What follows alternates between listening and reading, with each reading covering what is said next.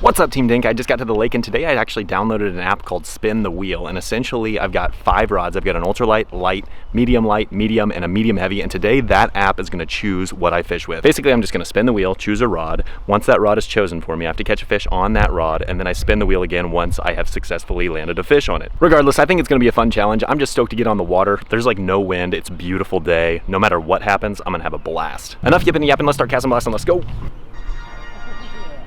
Okay, so with my first spin, I actually got medium heavy. So I'm starting out with my heaviest rod that I have with me. And I've just got this creature bait on there, rigged Texas style. I may switch out the plastic, but overall, I think just a good old-fashioned Texas rig will never fail. So hopefully I can get started with a nice big old bass. If I'm gonna be honest with you, I was really hoping that when I spun the wheel, I was gonna get ultralight to start. I think that'll be the easiest thing to catch fish on, just because you can catch just about anything on it. We're gonna go ahead and switch out this plastic. I'm gonna leave the Texas rig on, but I just think this creature bait is way better suited for dingy water. Good thing I've got a whole bag full of other stuff. There we go. I've got a watermelon red lizard. That's gonna be way better for this color water.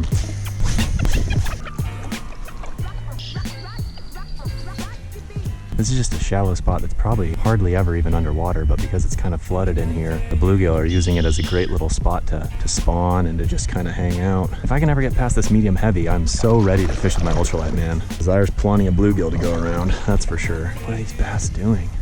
These bass seem to be, I think these bass, oh, dadgummit. I wasn't paying attention, son of a gun. Okay, he ate the lizard. Good deal, good deal. Okay, I was getting ready to say I think these bass are super honed in on bluegill, and as soon as I start looking some other way, I look down and there's a bass holding my lizard, and I completely missed him. There he is. Got him. He was in like literally no water. He was in like 6 inches of water, maybe. Crazy. Not a bad fish, not a bad fish. Finally, I can stop fishing with the medium heavy. Look at there. He was up on bluegill beds.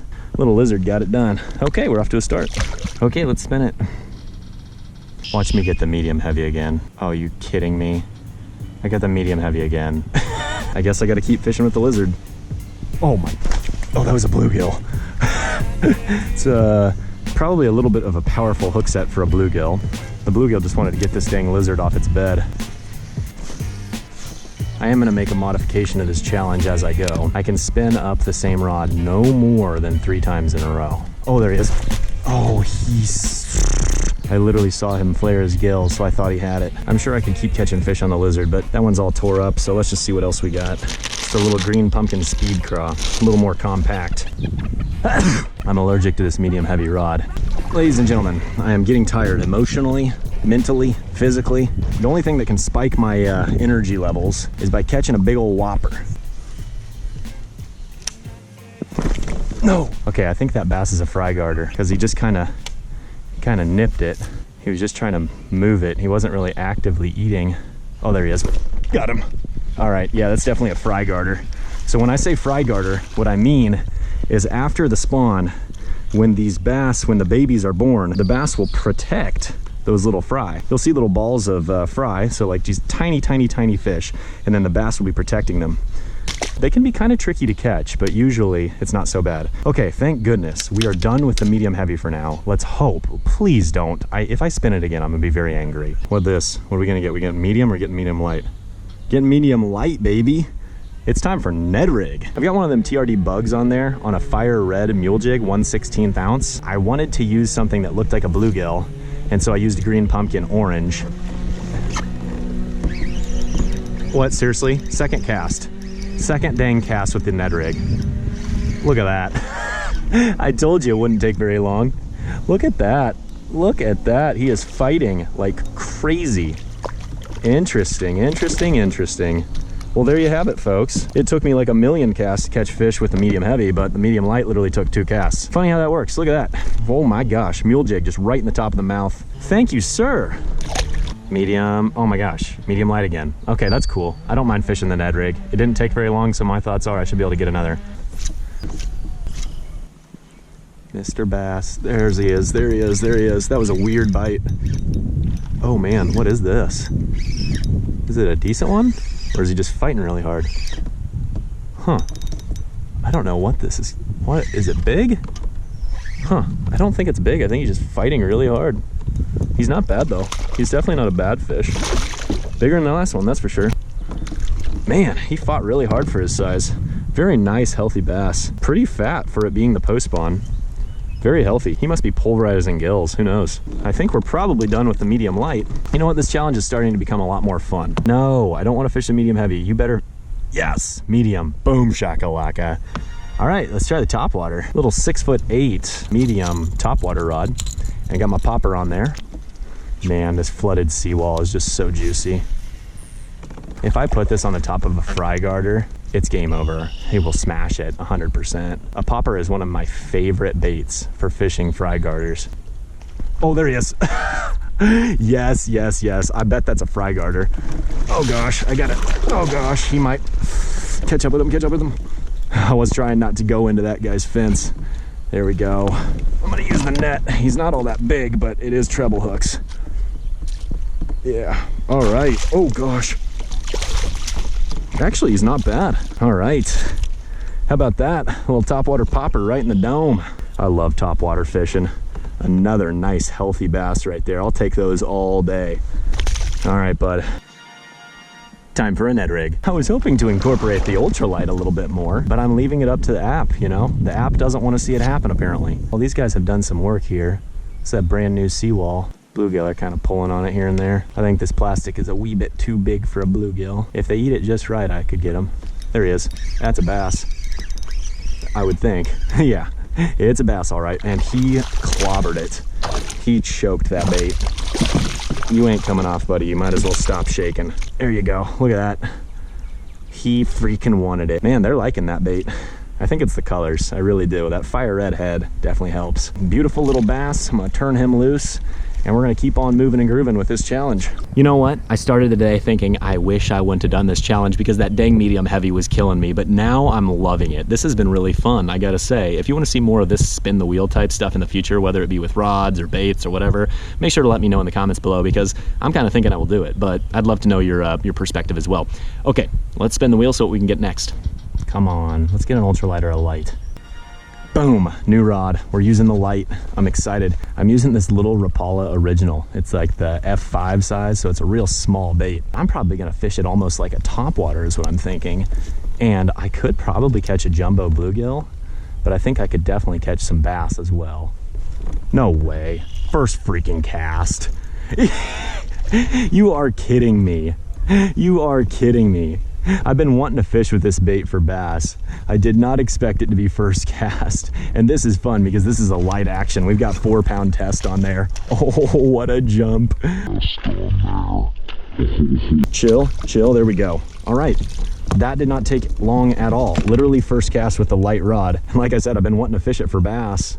And now I'm kind of hoping I fish with it more for bass in the future. So stay tuned for that if you want to see me fish with the old Rapala original for bass with light gear. Nothing big, but on that light equipment, certainly fun.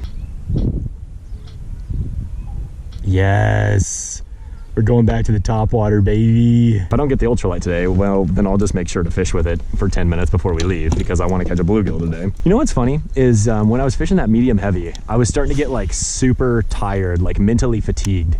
When I'm not catching fish, it's hilarious how much less energy I have.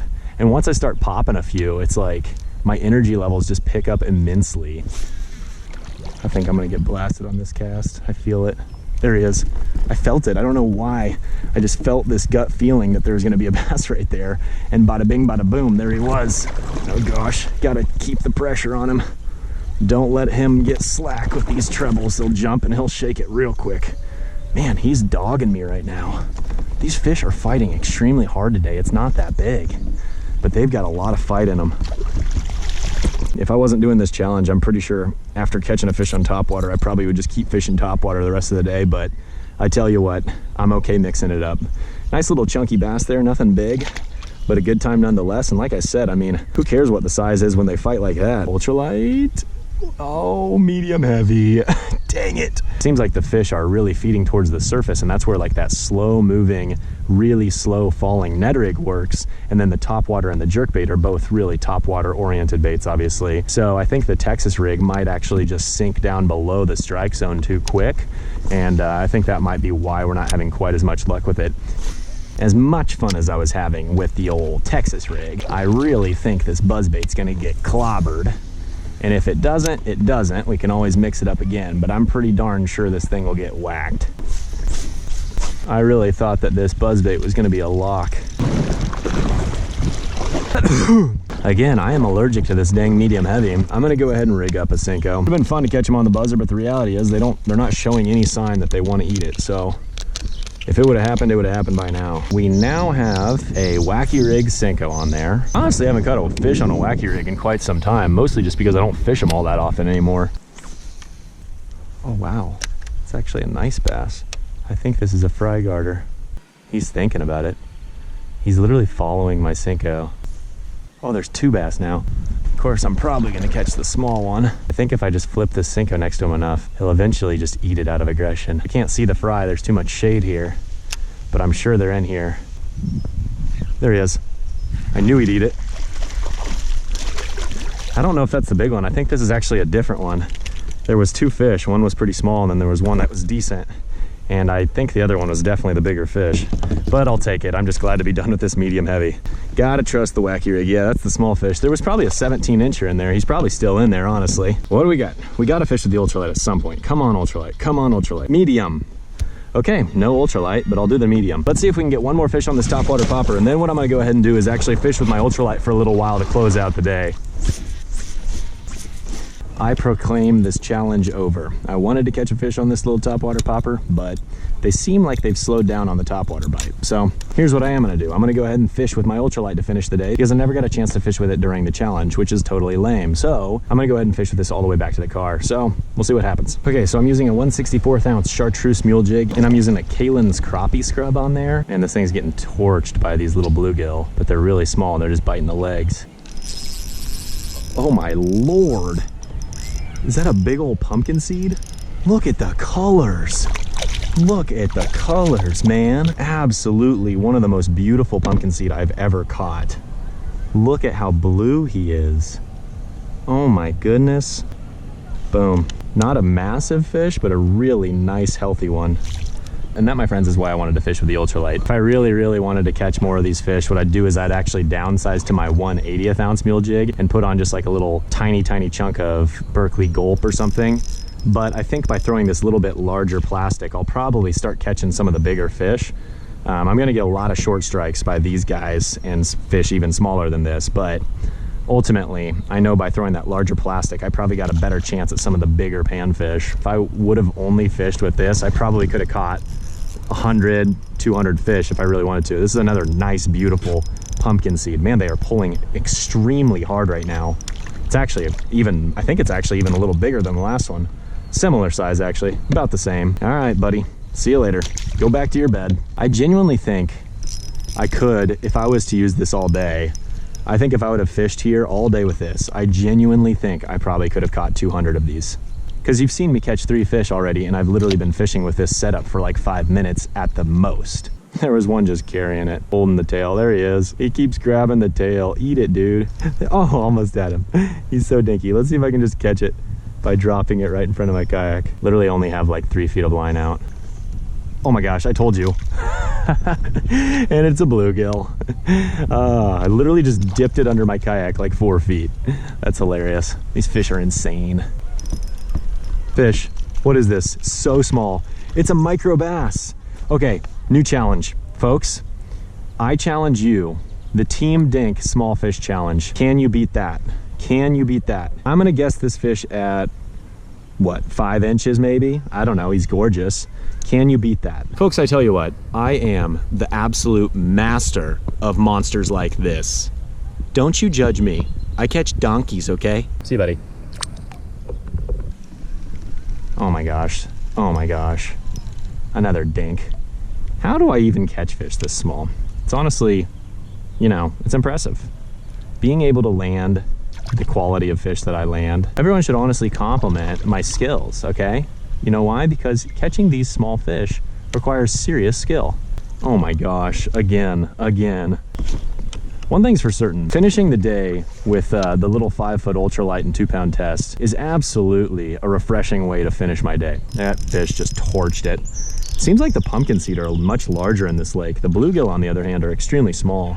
Like, a lot of the pumpkin seed are kind of in this range right here. Probably, what, a 6-inch fish or so, but he's really broad. He's a wide fish. And they fight extremely hard. I'm a huge pumpkin seed fan. That's got to be another pumpkin seed based on the size. They like torpedo around. It's crazy. Yeah, it's definitely another pumpkin seed. One of the prettiest fish I could possibly ask for. Like, they just, the blue shimmer and that green and blue and yellow, there's just nothing like these fish. Oh boy, go ahead. So my camera battery is on 1%, and I am taking that as a sign that I need to go home shortly. So as soon as this thing dies, I will be leaving and going home to eat some dinner and get on a call with my family. This is actually one of the smaller, oh, that's another gill. Another gill. Like I said, the gills are small, the pumpkin seed are big. I don't know why, it doesn't make sense, but I'll take it. This camera is within seconds of dying. There's probably a good chance I'll just like hook into a fish and be like mid-fight, and then the camera will just die. So just be ready for that. It might happen. Got him. Man, they fight so hard. These little guys even. It's amazing. It's amazing how hard they fight for their size. Okay, chill.